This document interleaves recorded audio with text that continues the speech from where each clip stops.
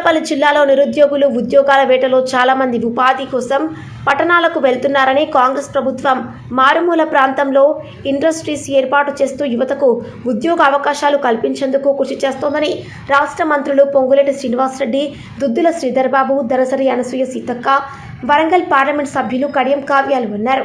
శనివారం భూపాలపల్లి జిల్లా కేంద్రంలో పర్యటించిన మంత్రులు ముందుగా జయశంకర్ జిల్లా గణపురం మండలం గాంధీనగర్ మైలారం గుట్టపై 50 ఎకరాల్లో ఇండస్ట్రియల్ పార్కు ఏర్పాటుకు భూపాలపల్లి వర్ధనపేట శాసనసభ్యులు గంట్ర సత్యనారాయణరావు, కేఆర్ నాగరాజు, జిల్లా కలెక్టర్ రాహుల్ శర్మ, ఎస్పీ కిరణ్ కుమార్ ఖర్గేతో కలిసి శంకుస్థాపన చేశారు.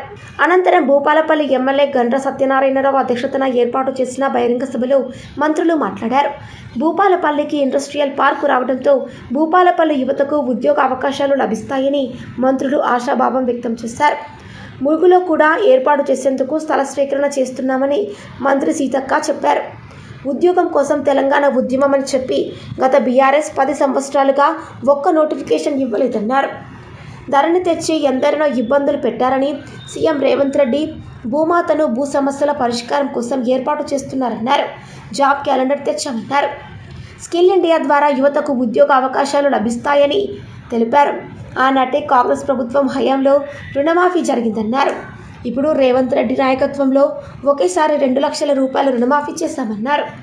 భూపాలపల్లి అభివృద్ధికి తన వంతు కృషి చేస్తానని, వెనుకబడ్డ ప్రాంతాల అభివృద్ధే కాంగ్రెస్ పార్టీ ధ్యేయమని మంత్రి సీతక్క తెలిపారు.